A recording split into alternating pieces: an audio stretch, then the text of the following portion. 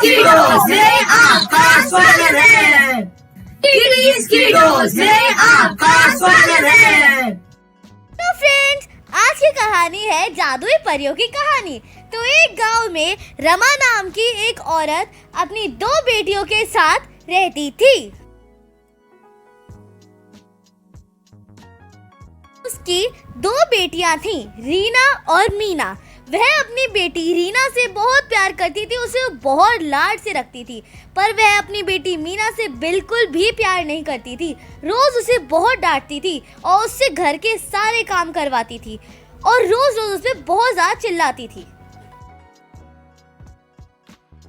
एक दिन वो अपनी बेटी मीना को कुएं से पानी भरकर लाने के लिए भेजती है। उसकी बेटी मीना कुएं पर पहुंच जाती है और वह अपने पानी का घड़ा भरना शुरू कर देती है। तभी उसके पीछे से एक भिखारी भीख मांगता हुआ आता है और उससे थोड़ा पानी पिलाने की मांग रखता है, क्योंकि वह बहुत दिनों से प्यासा था। मीना बिना कुछ सोचे समझे उसे पानी पिला देती है।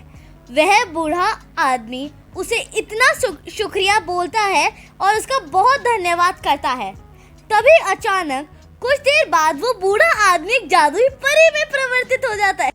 वह परी मीना को शुक्रिया बोलती है और कहती है कि तुम बहुत अच्छी लड़की हो और आज से मैं तुम्हें यह वरदान देती हूँ कि तुम्हें आज के बाद कोई कभी परेशान नहीं करेगा और तुम अब हमेशा खुशी से रहोगी। ये बात मीना अपने घर जाते ही सबसे पहले अपनी माँ को बताने जाती है, क्योंकि वह अपनी माँ से सबसे ज्यादा प्यार करती थी।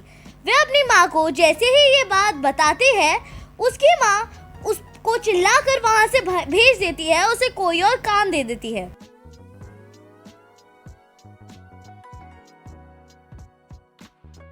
अब रमा अपनी दूसरी बेटी रीना को कहती है कि कल वो कुएं पे पानी भरने जाए, जिससे उसे भी एक वरदान मिले।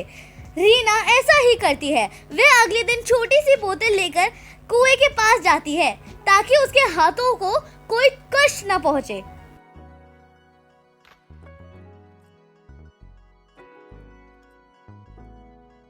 रीना जब उस बोतल को लेकर कुएं के पास पहुंचती है, तब वो वहां रुककर उस बूढ़े आदमी का बहुत देर तक इंतजार करती है। वो बूढ़ा आदमी बहुत देर तक नहीं आता, पर इस बार वो बूढ़ा आदमी एक राजा का रूप लेकर आता है। वह रीना से बोलता है कि रीना बेटी, मुझे बहुत प्यास लगी है, क्या तुम मुझे थोड़ा पानी पिला सकती हो? रीना उसके मुंह पर बिल्कुल मना कर देती है और बोलती है, नहीं, मैं तुम्हें पानी क्यों पिलाऊं? मैं यहाँ पे बस उस बूढ़े आदमी का इंतजार कर रही हूँ। जैसे ही वो आएगा मैं अपने घर चली जाऊंगी। मुझे किसी और से कोई फर्क नहीं पड़ता, पड़े रहो प्यासे।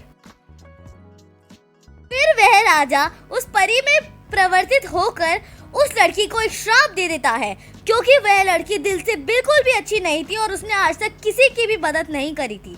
वह लड़की तो किसी को पानी भी पिलाना नहीं चाहती थी। तो दोस्तों, हमें इस कहानी से ये सीख मिलती है कि हमें सबकी मदद करनी चाहिए बिना उसमें अपना स्वार्थ ढूंढे। तो दोस्तों, अगर आपको आज की कहानी अच्छी लगी हो तो प्लीज लाइक कीजिएगा। Thank you, bye bye.